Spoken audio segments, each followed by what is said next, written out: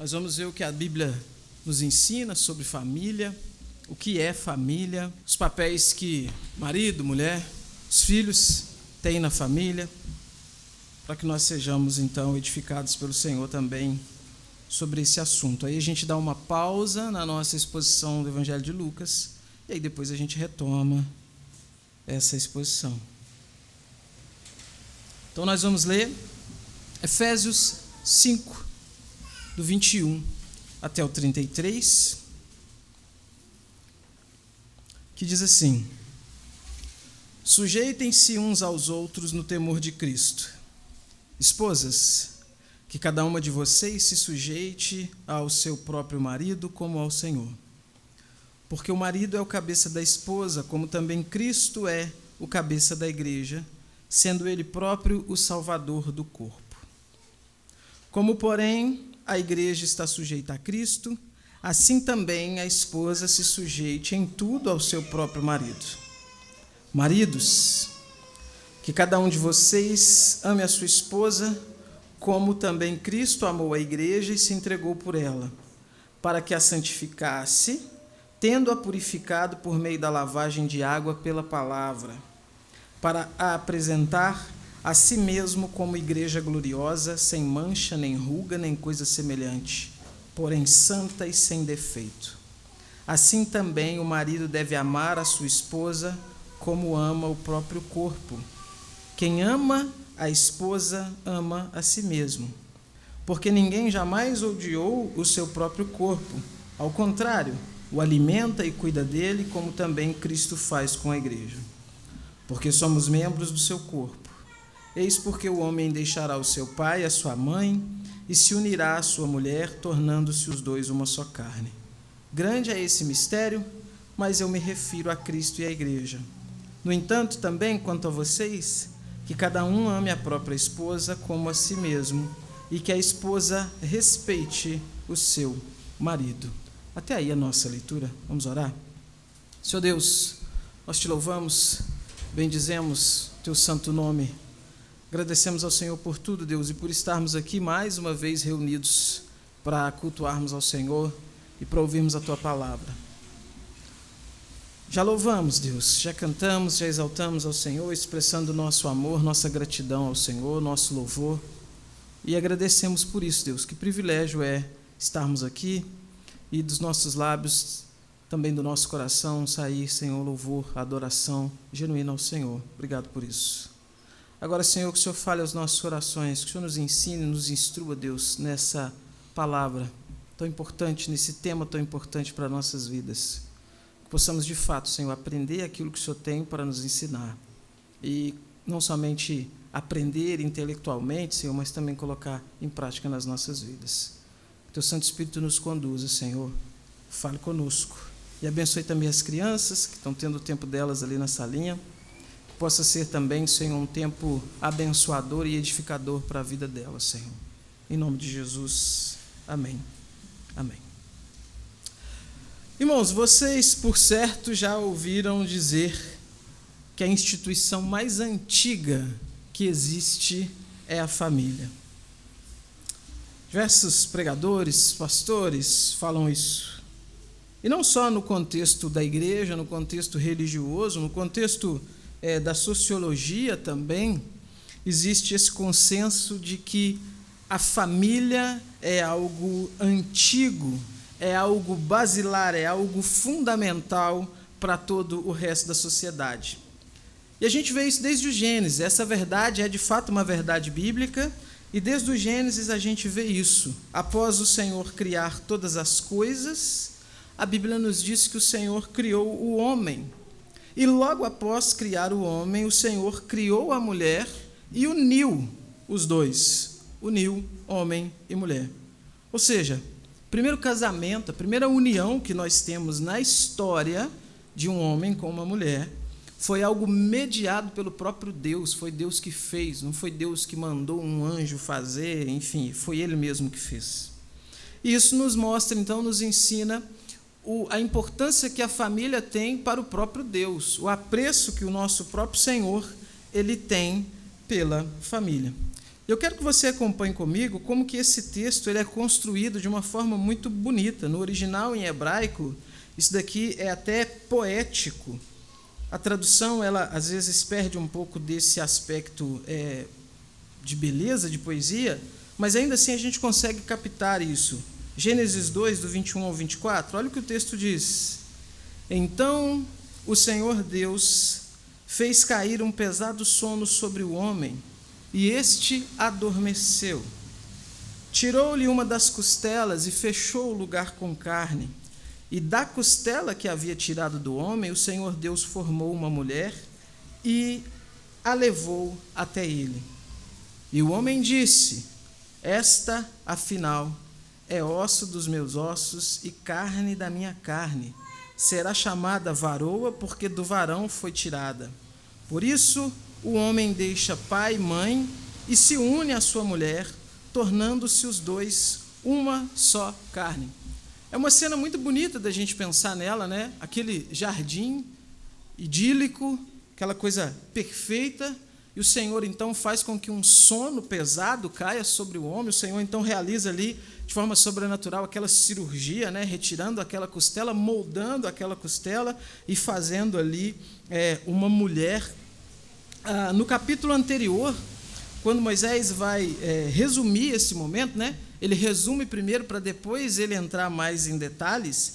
Ele, além de contar então que o Senhor criou macho e fêmea, que o Senhor criou homem e mulher, ele também nos informa que Deus deu uma ordem para esse casal. Olha só, capítulo 1, versículo 28.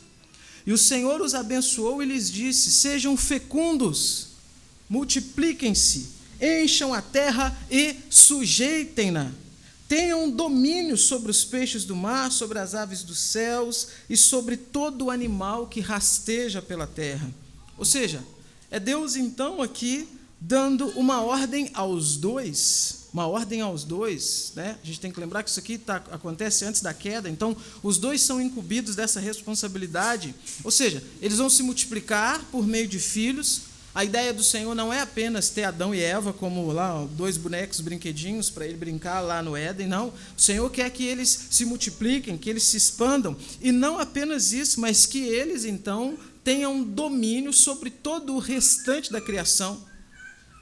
E é importante a gente perceber isso, porque veja, quando o Senhor cria Adão, quando o Senhor cria Eva, quando o Senhor une os dois, o resto da criação já está pronto. Os animais já estão lá, as aves, os peixes e tudo mais. O Senhor, então, mostra, né? A gente tem essa cena em mente, né? O Senhor mostrando para eles, então, e dizendo: dominem, sujeitem todas essas coisas, governem todas essas coisas. Ou seja, por meio dos seus filhos, eles iriam se perpetuar, se multiplicar. E essa prole, então, essa família, ela recebe de Deus essa ordenança de governar e dominar todas as coisas. Você percebe uma linguagem, então, que demonstra força, demonstra poder, demonstra domínio. Algo que Deus tem e algo que Deus tem passado, então, ali para o primeiro casal. Mas, além de força e domínio, dá também para a gente a ideia de sustentação, porque, veja, quando o Senhor diz para que eles dominassem os outros animais, para que o Senhor para que eles tivessem domínio sobre toda a criação, não é aquele domínio, sei lá, como a gente fosse pensar um déspota, um governante de punho de ferro, de cetro de ferro, oprimindo. Não, era um domínio no sentido de cuidado, no sentido de condução, no sentido de guiar todas as coisas, fundamentar todas as coisas. Ou seja, a família, então, ela é desde o começo essa instituição que o Senhor cria, que o Senhor estabelece, para que tenha, assim, força, domínio e poder, mas que seja o marco fundamental e basilar de toda a existência, de toda a sociedade. E assim tem sido. Desde o início dos tempos, a família é a base de qualquer coisa, é o fundamento de todo o resto. Você pensar que a nossa mente, as nossas lembranças, elas estão recheadas e dominadas por questões familiares. Quando a gente para, às vezes, né, e pensa lá naquele passado, aquelas lembranças nostálgicas, né, tempo de criança, É sempre muito bom e aconchegante ter aquelas lembranças da casa dos avós, com os tios, com os primos, com os irmãos, né? Com o resto dos amigos, que às vezes, então, se reunia num ponto específico ali, mas era sempre esse ambiente familiar, era sempre esse ambiente, então, recheado desse afeto e desse carinho que existe no seio familiar. Faz parte também de nós, da nossa essência, pensar em nossos irmãos, nossas irmãs, nossos pais, em outros parentes, sempre com uma preocupação, uma ternura, sabe? A gente também carrega aquela lembrança de como que nós nos sentíamos seguros e confortáveis no seio familiar, principalmente quando dava algum problema na rua. Os meninos, então, sabem muito bem o que é isso, né? Brigava na rua, tinha um problema na rua, a vontade era o quê? Correr para casa, correr para perto do pai, perto da mãe, principalmente se estivesse apanhando, né? Aí a ideia era sim correr para perto do pai e da mãe, porque essa ideia de segurança. Quando você enfrentava algum susto, algum perigo, algum medo, né? Qual é a primeira coisa que a gente gritava? Mãe, né? No susto, né? Às vezes eu tenho alguns episódios desses em mente, de brincadeiras de criança, se assustava o menino, mãe! Automático, né? Automático, porque a família, irmãos, ela é isso, né? E, por mais problemática, disfuncional, é um termo chique que estão usando hoje em dia, né? É problemático, disfuncional é problemático, do mesmo jeito. Por mais problemático, complicado que a sua família tenha sido, é óbvio que você ainda tenha a certeza de que as coisas são bem melhores com a família do que sem ela. É óbvio que se nós não estivéssemos com os nossos familiares, os nossos pais, nossos irmãos, a vida teria sido muito, muito mais difícil, muito mais desafiador, as coisas seriam muito mais complicadas. E tudo isso mostra para a gente, então, irmãos, a importância que a família tem. Se você tirar a família de cena, se você tirar a família do jogo, todo o resto se despedaça, todo o resto desmorona, como um castelo de cartas é soprado aí pelo vento. E a gente entende pela palavra de Deus, irmãos, que as famílias, elas não são perfeitas, de forma nenhuma. Não existe família perfeita. Vou até dar uma pausa para vocês pensarem nisso. Não existe família perfeita. Se você enfrenta problemas com sua família, bem-vindo ao jogo. Se a gente for sentar para trocar ideia, né, a gente vai ver que é algo comum, muito comum. Por que isso? Porque nesse algo tão bom que Deus criou, a gente está vendo aqui Gênesis 1, Gênesis 2, Gênesis 3 mostra para a gente algo terrível, que foi o quê? A queda, a entrada do pecado no mundo, o pecado entrou. E esse ideal, então, perfeito que Deus criou, ele sofreu com as consequências do pecado. Então, hoje, nossas famílias, elas são afetadas pelo pecado. Nossas famílias, elas são influenciadas pelo pecado. O pecado, ele está presente em todas as famílias. E não só isso. Com a entrada do pecado no mundo, o diabo, ele mirou a sua atenção na família. Desde o começo é assim. Segue Gênesis, aí faz um mapa mental de Gênesis. Depois da queda, qual é o grande acontecimento que o texto registra para a gente? Caim e Abel. Cael e Abim, não. Caim e Abel. Ou seja, o primeiro fratricídio, um irmão que assassina o outro violentamente, por um motivo completamente fútil, algo assim, assombroso. Depois, quais são as grandes histórias que nós temos no Gênesis? A história dos patriarcas, que são famílias complicadíssimas. Eu não sei você, mas se eu pudesse escolher, eu não queria ser um dos 12 filhos de Jacó de jeito nenhum. Os caras eram terríveis. E cada episódio bíblico ele gira em torno de uma família e é sempre um grande problema acontecendo. Por quê? Porque o diabo ele tem o seu foco na destruição da família. Isso pode parecer teoria da conspiração, isso pode parecer, sei lá, trailer de documentário do Brasil Paralelo, mas é realidade, irmãos. O foco de Satanás é destruir a família. Porque se a família é a base, é o sustento de tudo, destruindo a família, ele faz o quê? Ele consegue fazer com que todo o resto seja abalado. Quer ver uma coisa? Você pode enfrentar o problema que for, no seu trabalho, na rua, mas se você encontra o aconchego do lar e da família, você encontra forças para lidar com aquele problema. Agora, se você tem um problema na família, isso te desconcerta para fazer todo o resto. Te prejudica no trabalho, prejudica nos estudos, prejudica para dormir, para comer. Por quê? Porque é o fundamento, irmãos. E veja, na nossa era, nos nossos dias, o diabo ele continua então focado na família, ele tem usado muitos artifícios. E um deles é tentar fragilizar a família por meios culturais e políticos, principalmente por meios culturais.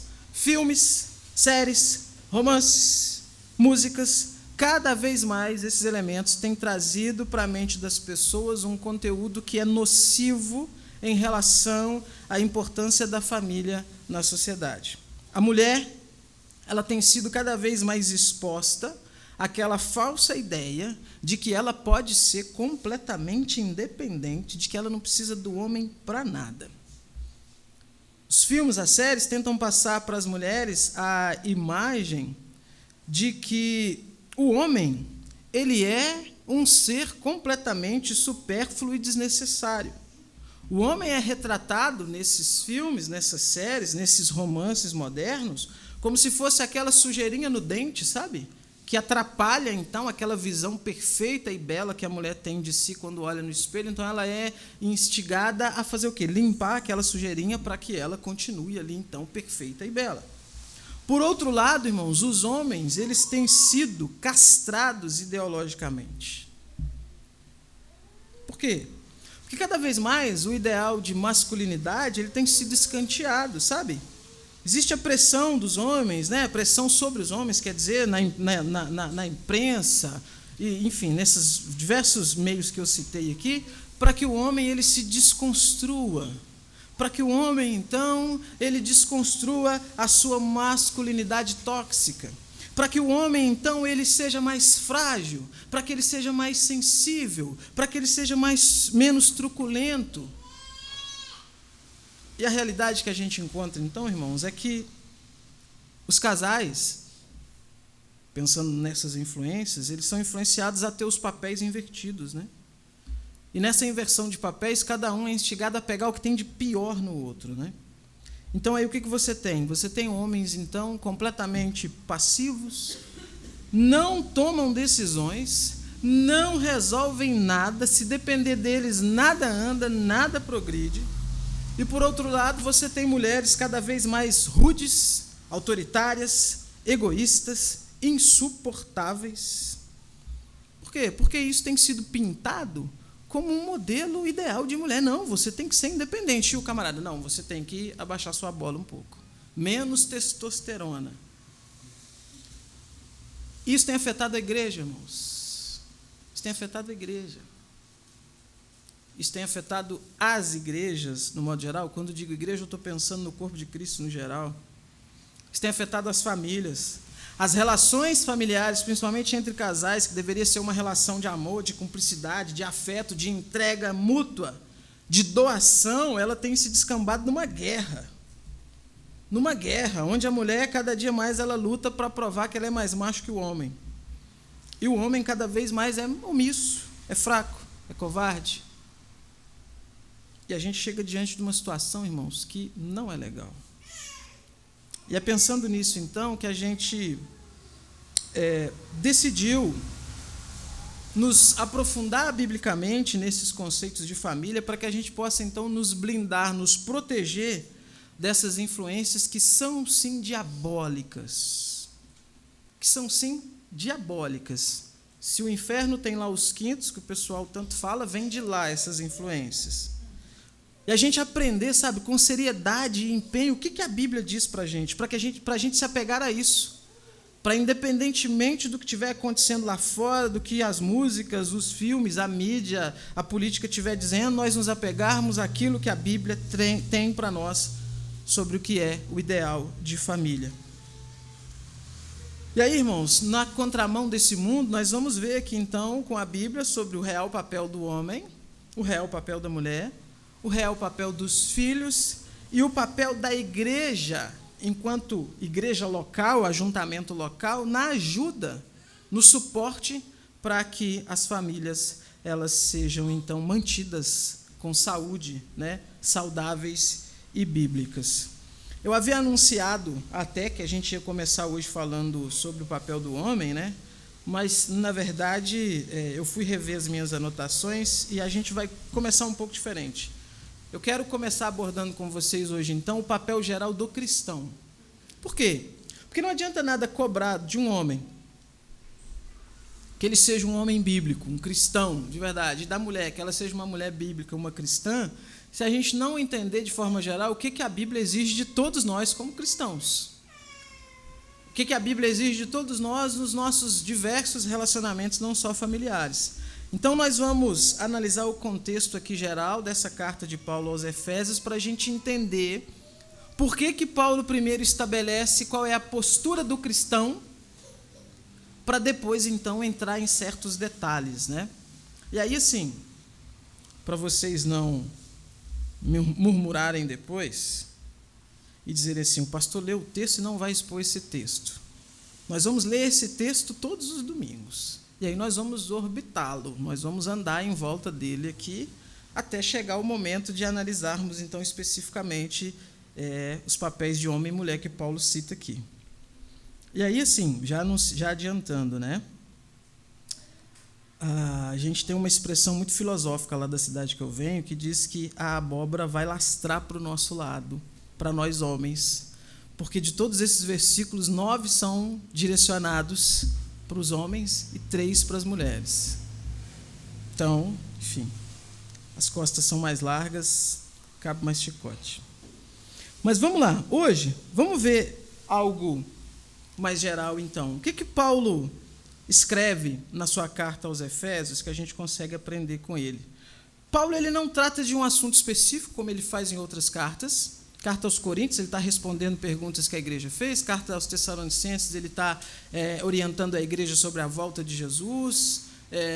Aqui não, aqui ele não tem esse tema específico. Aqui ele trata de orientações gerais para a vida cristã. E o foco dele aqui é uma vida cristã conduzida pelo Espírito Santo. E essa, então, é a nossa ancoragem principal, ou seja, nós vamos analisar os papéis de cada membro da família, tendo como base e fundamento a necessidade de termos uma vida cheia do Espírito Santo. E aí a gente vai ver que vida cheia do Espírito Santo não significa você subir no monte e passar a madrugada lá orando. Não significa você, sei lá, colocar lá a tampinha de refrigerante virada para cima e ajoelhar nela ali para poder orar. Não significa você orar tanto até chegar ao ponto de levitar. Isso não tem nada a ver com vida cheia do Espírito Santo. Isso é ilusionismo. A vida cheia do Espírito Santo, ela também não é a maneira como você se porta aqui, todo domingo, a partir das 19h30, nesse ambiente completamente controlado, onde nós todos estamos aqui em harmonia e união. Não. A vida cheia do Espírito Santo, ela é manifestada no dia a dia. É quando você sai daqui e chega em casa. E aí a porta se fecha e você está no seu ambiente. É amanhã, na segunda-feira, quando começa a sua rotina de trabalho. É na terça-feira. É na quarta, é na quinta. É no seu dia a dia com a sua família, com seus vizinhos e tudo mais. É aí que nós entendemos e percebemos, então, se nossa vida é de fato cheia do Espírito Santo. Aqui, irmãos, é muito fácil. Puxa, aqui a gente chega e vê a banda cantando aqui, quer dizer, não pode falar banda não, o Ministério de Louvor cantando aqui dessa forma maravilhosa. A gente emociona, ai Jesus, que lindo, eu quero ir para o céu até agora. Mas é quando a gente chega em casa, É na lida das questões do dia a dia, é quando precisa sentar para discutir sobre o boleto que vai ser pago amanhã, sobre quem vai fazer o quê. É aí que a gente mostra, então, de fato, se nós temos uma vida cheia do Espírito Santo. E essa é a orientação que Paulo vai dar geral aqui, e a gente vai perceber. Primeiro capítulo de Efésios, ele traz aqui, ele se apresenta e traz uma oração trinitária aqui muito bonita. No capítulo 2, ele já começa a mostrar, então, sobre a mudança que foi efetuada em nós no momento da nossa conversão. Primeiro, ele menciona a questão espiritual. Ele vai dizer que, no momento que você foi convertido pelo Espírito Santo, foi operado na sua vida, no seu coração, uma obra completamente sobrenatural do Espírito Santo. E aí nós passamos da morte para a vida. Estávamos mortos espiritualmente, passamos para a vida. Veja, Efésios 2:1. Ele começa dizendo: Ele lhes deu vida quando vocês estavam mortos em suas transgressões e pecados. Depois, ele separa um pedaço para falar da unidade da igreja, unidade que deveria haver entre gentios e judeus, mostrando que esses dois grupos, então, se tornam um só grupo, um só povo, um só corpo em Cristo Jesus. Capítulo 3, ele revela um dos grandes mistérios da vontade de Deus, que ele vai dizer que esteve oculto nos tempos passados, que foi o quê? O fato dos gentios, ou seja, nós, que não somos judeus, sermos considerados co-herdeiros das promessas de salvação por causa de Jesus. Veja o que ele diz, Efésios 3:6. O mistério é que os gentios são co-herdeiros, membros do mesmo corpo e co-participantes da promessa em Cristo Jesus por meio do Evangelho. Aí ele vai seguir no capítulo 4. E como ele havia falado que uma mudança espiritual, sobrenatural, invisível foi realizada em nós quando Cristo nos resgatou, agora no capítulo 4, ele diz: uma vez que isso aconteceu, vou repetir, algo invisível, algo sobrenatural, algo que foi feito pelo poder e graça do Espírito Santo, isso que aconteceu nesse campo sobrenatural espiritual precisa ter um reflexo na sua vida visível, na sua vida natural. Aí o que ele diz? Efésios 4, versículo 1, vai estar aqui no slide. Por isso eu, o prisioneiro do Senhor, peço que vocês vivam de maneira digna da vocação a que foram chamados. Que vocação é essa? Salvação. Ele acabou de dizer no capítulo 3 que os gentios são também co-herdeiros da promessa. Então, essa é a vocação, ou seja, a salvação. Aí, versículo 2. Com toda humildade, mansidão, longanimidade, suportando uns aos outros em amor. Humildade, o conceito de humildade a gente sabe, de mansidão também. Longanimidade é aquela pessoa que é tardia em irar-se, aquela pessoa que demora a se irar, aquela pessoa paciente, suportando uns aos outros. E o suportando aqui, irmãos, nossa língua portuguesa é uma coisa fascinante, né? Porque suportando não é, sei lá, naquele contexto, quando você vira e fala assim, não estou suportando mais essa pessoa. Não é isso.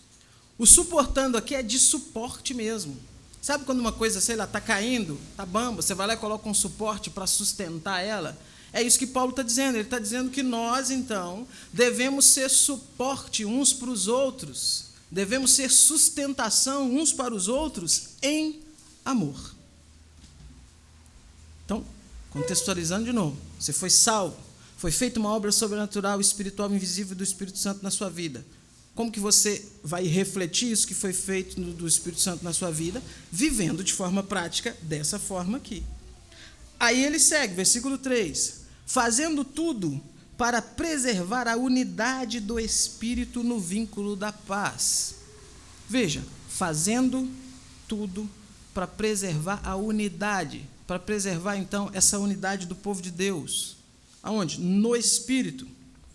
Versículo 4 ele diz: há somente um corpo, um só Espírito, como também é uma só esperança para o qual vocês foram chamados. Há um só Senhor, uma só fé, um só batismo, um só Deus e Pai. Em 3 versículos, ele vai falar de um 1, 2, 3, 4, 5, 6, 7 vezes. Ou seja, o foco dele é unidade. Um só corpo, um só Espírito, uma só esperança, um só Senhor, uma só fé, um só batismo, um só Deus. Deus o quê? Aí ele diz que é Pai de todos, que é sobre todos, que age por meio de todos e está em todos. Percebe, então, a ideia de unidade? Repete esse conceito de 7 vezes e repete esse conceito de que esse Deus está sobre todos 4 vezes. Por que isso é importante, irmãos? O que isso tem a ver com essa nossa noção, ideia de falar de família e tudo mais? Porque isso daqui é o passo a passo da nossa vida como cristãos. Independente de você ser casado, solteiro, homem, mulher, criança, adulto, isso aqui tem que acontecer com você, tem que ter acontecido com você e tem que seguir acontecendo com você se você de fato é um cristão. Aí, olha lá no versículo 17 do mesmo capítulo. Ele começa então a dizer o seguinte: isto, portanto, digo, e no Senhor testifico. Preste atenção nisso daqui. Não vivam mais como os gentios. Para ser chato. Houve uma transformação, algo espiritual, sobrenatural, invisível que o Senhor fez na sua vida. Aí ele te dá uma lista de coisas para você fazer, ele te mostra um panorama mais amplo. Aí agora ele começa a apertar. Ele diz então, não vivam mais como os gentios. Que vivem como? Na vaidade dos seus próprios pensamentos, tendo o seu entendimento obscurecido, separados da vida que Deus concede por causa da ignorância em que vivem, pela dureza do coração. Tendo se tornado insensíveis, eles se entregaram à libertinagem para, de forma desenfreada, cometer todo tipo de impureza. Aí Paulo está dizendo, não vivam mais dessa forma. Por quê? Porque o Senhor os transformou. Vocês foram transformados. Então, não vivam mais. Por que ele está dizendo não vivam mais? Porque antes nós vivíamos desse jeito. Ou seja, tem que ser evidente que houve na sua vida uma mudança, uma transformação. Aí ele segue no versículo 20, depois dele falar como que os gentios vivem, na libertinagem, desenfreado, cometendo todo tipo de impureza, ele diz no 20, não foi assim que vocês aprenderam de Cristo, se é que de fato ouviram falar dele, e nele foram instruídos segundo é a verdade. Ou seja, quando Cristo os transformou, ele os ensinou, ele os instruiu. Não foi assim que vocês aprenderam? Vocês não aprenderam a continuar tendo essa vida suja, torta, que vocês tinham. Versículo 22. Quanto à maneira antiga de viver, vocês foram instruídos a deixar de lado a velha natureza, que se corrompe segundo os desejos enganosos. Olha isso, irmãos. Antiga maneira de viver, a forma como você enxergava o mundo, a forma como você vivia, a forma como você lidava com os problemas, a forma como você enfrentava os desafios, a forma como você procurava deleite, prazer. Ele está dizendo que vocês foram instruídos a deixar tudo isso de lado, a abandonar essas coisas. E o 23 ele diz, e se deixar renovar no espírito do entendimento de vocês, e se revestir da nova natureza, criada segundo Deus, em justiça e retidão, procedentes da verdade. Irmãos, nossas famílias só serão abençoadas por Deus se nós entendermos que houve uma transformação efetuada em nós por Cristo e nós vivermos de fato essa transformação. Se nós continuarmos tentando resolver os problemas aos modos antigos, se nós continuarmos reagindo aos problemas, aos dilemas que surgem da maneira antiga, se nós continuarmos tendo uma prática de vida da maneira antiga, as nossas famílias não serão uma bênção. Nós precisamos nos revestir da nova natureza. Se de fato fomos transformados por Jesus. O apelo é constante aqui. Ele está dizendo, vocês estão em outro momento da vida de vocês, esquece o passado. Ah, porque antigamente Antes de eu ser crente, não importa. Mas é quando eu era novo, não importa. Isso ficou para trás. Você agora pertence a Cristo. E é Cristo que norteia toda a sua vida. E você vai demonstrar que você de fato pertence a Cristo na forma como você vive. Sabe, irmãos, não importa o quanto que você conhece de teologia, não importa o quanto espiritual você acha que você seja, não importa se você fala línguas, se você expulsa demônios, se você realiza sinais e maravilhas, não importa se você consegue ir ali no cemitério e conseguir ressuscitar todas as pessoas que estão enterradas ali. Isso não quer dizer nada. Isso não tem validade nenhuma para Deus, para a sua família. Isso não importa. O que importa, para demonstrar que você de fato é um salvo em Jesus, é se você tem uma vida conduzida pela palavra de Deus e diferente do modelo de vida que você tinha antigamente. E sabe, irmão, isso aqui não é um mero legalismo, moralismo barato, superficial. É mudança de vida de verdade, é mudança de conduta, é mudança de pensamento. É trocar a velha natureza pela nova natureza. Não tem a ver com a sua personalidade. Tem a ver com as condutas pecaminosas que antes você fazia, que antes eram comuns na sua vida e que hoje você abomina. Você luta diariamente para mudar, sabe? Porque você, de fato, foi transformado por Jesus. É uma luta diária, irmãos. E veja, eu estou sempre usando esse termo, luta, luta, luta. Por quê? Porque é uma luta. Paulo chega ao ponto de dizer que esmurra o próprio corpo. Ou seja, é luta. É algo que você precisa, sim, se esforçar para fazer. Não é algo que você vai simplesmente ajoelhar, orar, falar assim, Senhor, muda minha vida, muda minha conduta, e na primeira oportunidade que você tem de agir de forma transformada, de forma diferente, você faz o quê? Continua agindo da mesma forma. É uma luta. De novo, não está ligado se você é calmo, se você é agitado, se você é enérgico, se você é pacífico, não. Trata-se se você antigamente era uma pessoa, tinha certas atitudes e hoje você entende que o problema é você. E essa é a grande questão. Porque, veja, nós temos dificuldade para perceber, irmãos, que muitas vezes, ou na maioria das vezes, ou em alguns casos, todas as vezes, o problema é a gente mesmo. Os grandes dilemas familiares, eles acontecem por quê? Porque a gente está sempre transferindo para o outro. Aí o outro. Você é assim, é assado. Faz isso, faz aquilo. É a esposa que fala para o marido é assim, o marido é daquele jeito, ele é desse jeito, ele é daquele jeito. Mas ela não percebe que o problema é ela. E vice-versa.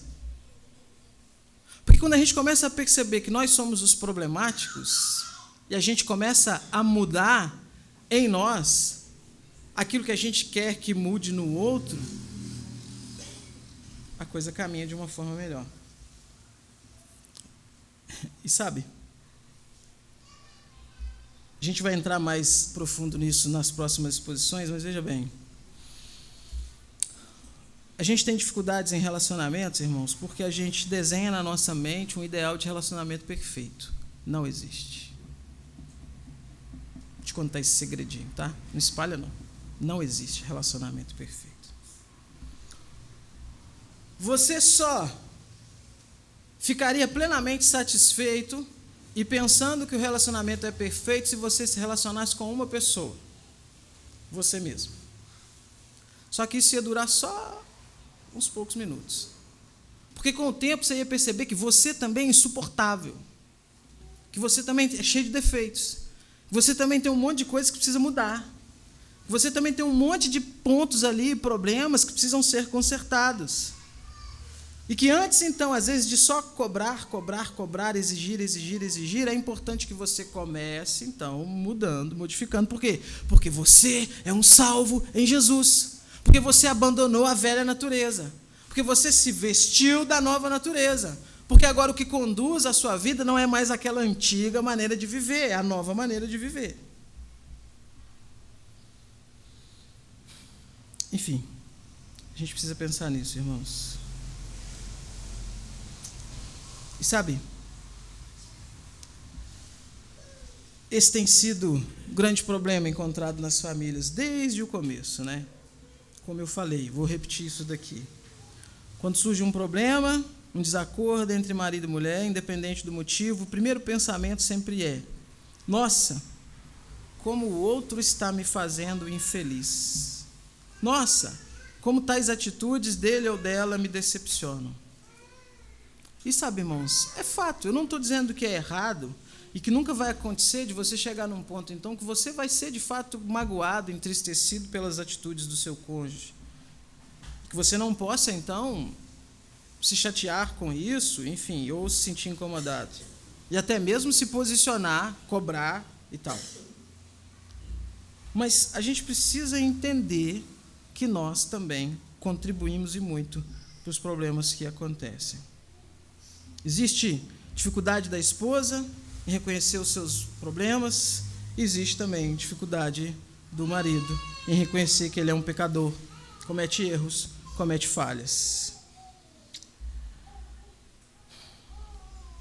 E aí, a gente começa a chegar num embate que, como diz o ditado, dois bicudos não se beijam, né? Ou seja, se ninguém dá o braço a torcer, o que acontece? Pancada, pancada, pancada. Falei do homem. É muito comum, irmãos, os homens se chatearem com a conduta das mulheres, personalidade das esposas, se estressarem com as cobranças das esposas, né? Oxe, minha esposa me cobra demais, que não sei o que tem. Mas a gente tem dificuldade de pensar, irmãos, que nós também somos complicados, chatos, bagunceiros. Vou falar mais sobre isso na semana que vem. Que às vezes a gente tem uma disposição muito grande, muito rápida para correr e fazer alguma coisa para alguém de fora, e às vezes a esposa está esperando 10 meses a gente pregar um prego na parede. Assim, lá em casa não acontece isso não, viu, gente? Aí, ó. E aí, irmãos, a relação entra numa luta de egos, sabe?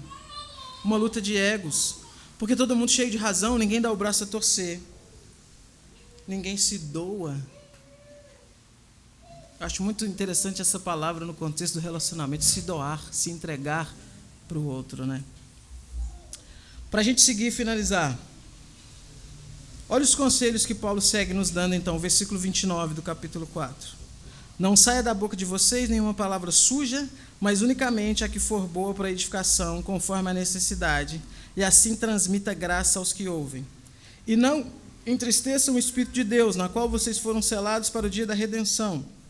Que não haja no meio de vocês qualquer amargura, indignação, ira, gritaria, blasfêmia, bem como qualquer maldade. Pelo contrário, sejam bondosos, compassivos uns para com os outros, perdoando uns aos outros, como também Deus em Cristo perdoou vocês. Olha a escalada que Paulo estabelece aqui. Em primeiro lugar, vivemos em novidade de vida. Logo, nossas bocas são santas, nossas palavras são puras. Nossas palavras devem edificar as pessoas que convivem conosco. Não pode haver em nós amargura, indignação, ira, gritaria, blasfêmia e maldade. Ou seja, Paulo está nos alertando que o cristão não deve ser conhecido por essas características. É tipo assim, você não pode, você crente, sua casa, sua família, não pode ser conhecido como o barraqueiro do bairro. Ali é a casa do crente, o pessoal, pelo amor de Deus. Sua família não pode ser conhecida como aquela família que, quando o bicho pega dentro de casa, os vizinhos de longe escutam a confusão.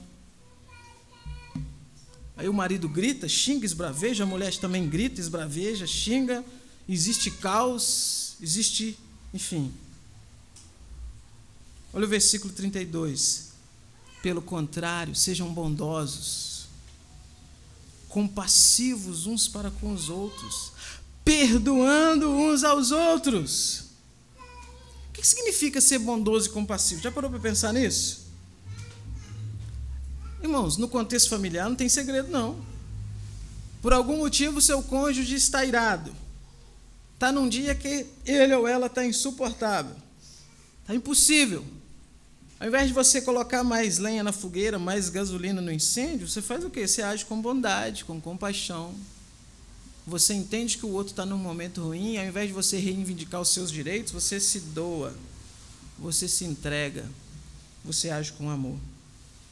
Ah, pastor, mas é muito mais fácil falar isso do que fazer. É óbvio, gente.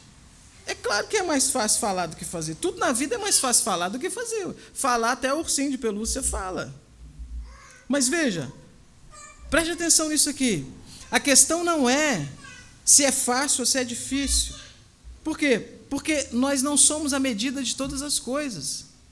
A questão não é, eu acho que é fácil. Não importa o que você acha, importa é que a Bíblia diz que você deve agir dessa forma, achando ou não. Porque se fosse para você fazer somente aquilo que você acha, não precisava de Bíblia, não precisava estar aqui. Você ia simplesmente seguir a sua vida, né? Na teologia lá do Zeca Pagodinho, né? Deixar a vida me levar, a vida leva eu e pronto. Não, irmãos. É por isso que a gente precisa da palavra de Deus, porque para exatamente a palavra de Deus continuar nos mostrando o caminho que é difícil, que é complicado. E aí a gente chega então no versículo 5 no capítulo 5, versículo 15, que Paulo diz assim, olha, tenham cuidado com a maneira como vocês vivem. Eu acho muito interessante isso daqui. Vivam não como tolos, mas como sábios, aproveitando bem o tempo, porque os dias são maus. Por esta razão, não sejam insensatos, mas procurem compreender qual é a vontade do Senhor. E não se embriaguem com vinho, pois isso leva à devassidão, mas deixe-se encher pelo Espírito, falando entre vocês com salmos, hinos, cânticos espirituais, cantando, louvando com o coração ao Senhor, dando sempre graças a Deus, dando sempre graças por tudo ao nosso Deus e Pai, em nome de nosso Senhor Jesus Cristo. Perceberam que nós temos vários mais aqui, né?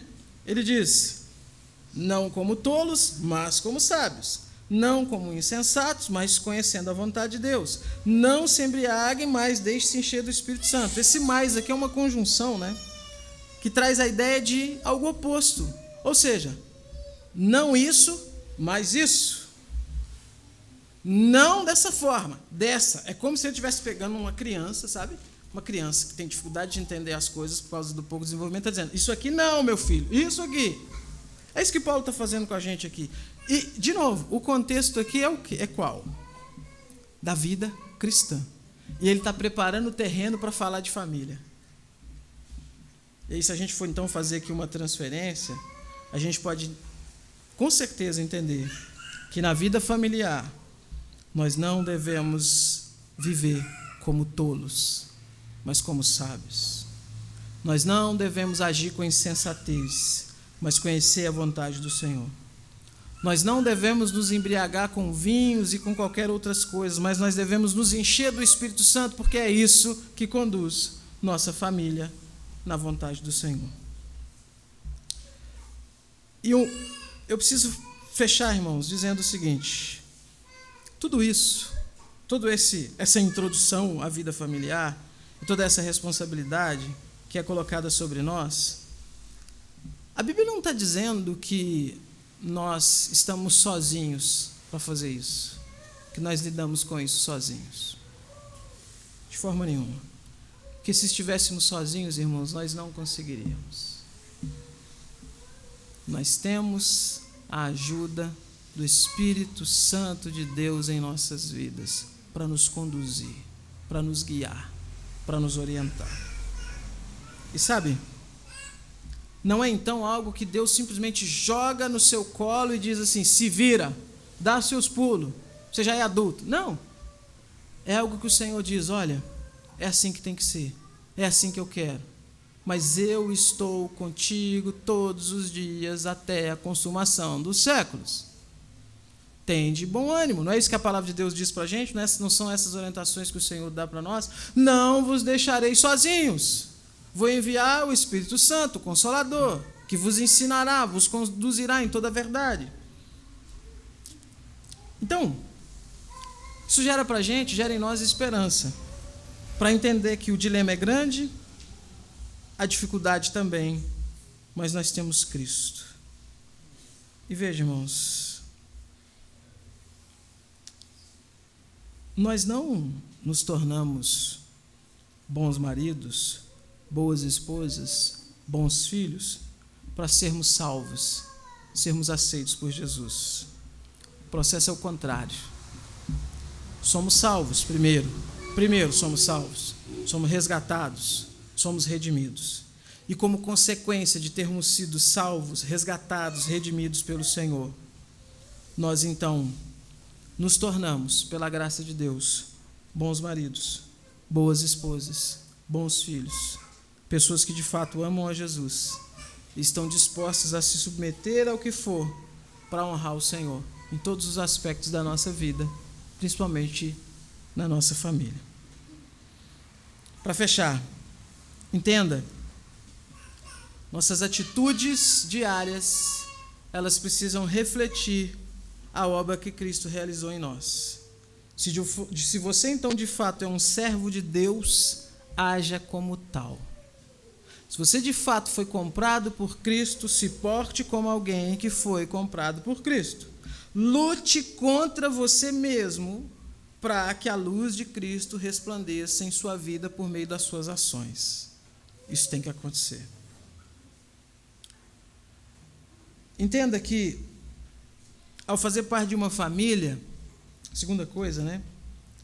Fazer parte de uma família, seja no papel de marido, de mulher, de filho, você não vive para você mesmo. Irmãos, a gente tem dificuldade de entender isso. Qual que é o grande problema que nós vemos em jovens quando começam a namorar? É aquilo que os atrai ao relacionamento. E geralmente, começo de namoro, as pessoas são atraídas por tudo que com o tempo deixa de existir.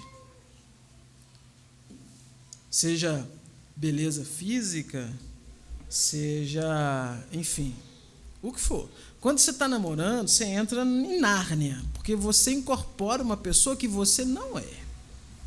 Não é. Você não era daquele jeito. Período do namoro é flor, né? Maravilha, aquela coisa, meu Deus, que coisa maravilhosa. Até altas horas da madrugada, conversando, sorrindo e tudo mais. Quando casa, não aguenta meia hora de conversa. Por quê, irmãos? Porque a realidade é diferente. E se a gente, sabe, se os jovens não partem já desse entendimento, o que vai acontecer? Frustração. Frustração. E um outro grande problema. No começo, eu vou me relacionar com essa pessoa, vou aqui namorar, porque essa pessoa me faz feliz. Como dizia o filósofo, é cilada, Beno. Por quê, irmãos? Porque é errado buscar felicidade em outra pessoa? Não, de forma nenhuma. Mas, irmãos, vamos pensar em Deus. Quando o Senhor decidiu te escolher, te salvar e te redimir, que felicidade você levou para Ele? Nenhuma. Pelo contrário, é só problema. Se o paradigma que nós temos, então, se o exemplo que nós temos é o amor de Deus, o amor de Jesus, o amor de Deus e Jesus é um amor o quê? De doação. Então, mais do que pensar que tal pessoa tem que me fazer feliz, o meu pensamento é o que eu posso fazer para tornar essa pessoa feliz. Difícil, né? Eu sei que é. Mas é assim, irmãos. Veja, não estou dizendo que nós não possamos e não devamos buscar felicidade no nosso cônjuge, não é isso. Só estou dizendo que às vezes nossa motivação ela é completamente errada, porque nós queremos só, sabe, só para nós. Tem que me fazer feliz, tem que atender minhas expectativas, tem que estar do jeito que eu gosto, tem que conversar do jeito que eu gosto. Sabe? Não, irmãos, de forma nenhuma. Como que eu posso me doar? Como que eu posso fazer a vida do meu esposo um pouco mais agradável hoje? Como é que eu posso fazer a vida da minha esposa um pouco mais agradável hoje, dentro de tudo que ela está vivendo e tudo mais? Ou seja, irmãos, nós não vivemos para nós mesmos. Nós vivemos para algo muito maior do que nós. Homens, sirvam suas esposas de todo o coração. Entregue a elas o seu amor. Prove isso diariamente, com a sua renúncia, com a sua entrega, com o seu sacrifício, com a sua liderança, com o seu apoio. Mulheres, sirvam seus maridos de todo o coração. Entregue a eles seu amor. Prove isso diariamente, por meio da renúncia de seus próprios interesses, da entrega, do sacrifício, da submissão e do apoio. E meus irmãos, minhas irmãs, que possamos viver a vida comum do lar com sabedoria, temendo ao Senhor, fazendo de tudo, para que a luz e a paz de Cristo resplandeçam em nossos corações em todos os momentos. Porque se partirmos desse ponto, nossas vidas serão felizes, com a felicidade baseada no que Deus tem para a gente como felicidade, e não nos nossos devaneios tolos e românticos que a gente pega por aí. Vamos orar?